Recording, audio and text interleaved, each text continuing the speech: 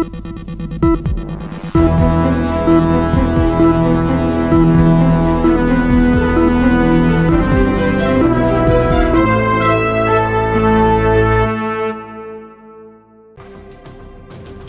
11/2008 की तारीख, ये साल दिमाग में वो मंजर ताज़ा कर देती है जिसने पूरे महाराष्ट्र को हिलाकर रख दिया था। मुंबई के ताज होटल में हुए आतंकी हमले ने सभी को गमगीन करके रख दिया था।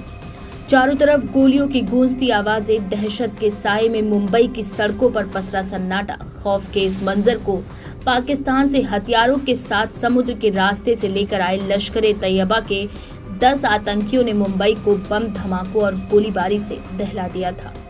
भारत के इतिहास का वो काला दिन जिसे कोई नहीं भूल सकता, जिसमें तकरीबन 160 से ज्यादा लोग मारे गए थे और 300 से ज्यादा लोग घायल हो गए थे।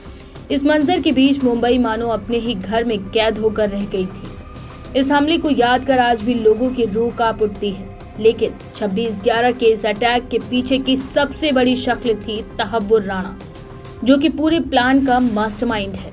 तहव्वुर राणा लंबे वक्त से अमेरिका के जेल में बंद था। खुराफाती दिमाग वाला डॉक्टर तहव्वुर राणा, जिसने मुंबई हमलों की साजिश रचने और उस लोमहर्षक कांड के षड्यंत्रकारियों की मदद करके न केवल भारत को बल्कि दुनिया के हर बड़े देश की हुकूमत और जनमानस को दहला दिया। भारत की दुश्मन नंबर 1, हेडली का पुराना दोस्त और पाकिस्तानी मूल का पेशेवर डॉक्टर, कनेडियन नागरिकता वाला तहव्वुर राणा अब हिंदुस्तान के हवाले किया जा रहा है। तहव्वुर राणा को अमेरिकी लॉस एंजल्स की कोर्ट में व्यक्तिगत रूप से तब पेश किया गया जब उसे भारत के हवाले करने के लिए अमेरिकी कोर्ट में इस मुद्दे पर सुनवाई की जा रही थी। अगस्त 2024 में अमेरिकी कोर्ट ने इस मामले में अपना फैसला सुनाया था। कोर्ट ने भारत अमेरिका प्रत्यार्पण संधि के तहत उसे भारत भेजने को मंजूरी दे दी थी। अब राणा को जल्द भारत लाने की तैयारियां तेज हो गई हैं। भारत अमेरिका को कई साल पहले ही पूरे सबूतों के तहत ये बता चुका था कि 26/11 के मुंबई हमलों का मास्टरमाइंड तहव्वुर राणा ही है। राणा ने इस हमले से पहले उसके पार्टनर डेविड कोलमैन हेडली के साथ मिलकर मुंबई हमले के ठिकानों का पता लगाकर हमलों को अंजाम देने के लिए पाकिस्तानी आतंकवादियों के लिए ब्लूप्रिंट भी तैयार किया था, जिसके बाद इस हमले को अंजाम दिया गया था।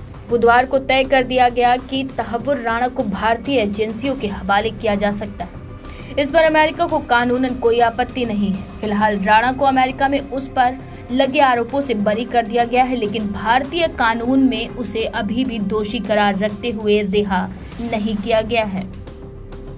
हिंदुस्तान कूटनीति, राजनीति और सामरिक दृष्टि से तहव्वुर राणा के इस प्रत्यार्पण को अपनी ऐतिहासिक जीत मान रहा है, जो मानना भी चाहिए, क्योंकि तहव्वुर राणा ने ऐसी कोई भी चाल चलने से बाकी नहीं छोड़ी थी कि जिससे उसका अमेरिका के द्वारा भारत के लिए प्रत्यार्पण रुक जाए। इसके बाद भी मगर अमेरिका की संघीय अदालत को हिंदुस्तानी खुफिया और जांच एजेंसियों के द्वारा पेश सबूतों के सामने जब खूनी दिमाग तहव्वुर राणा बौना लगा, तो अमेरिका ने इसे भारत के हवाले करने में ही भलाई समझी।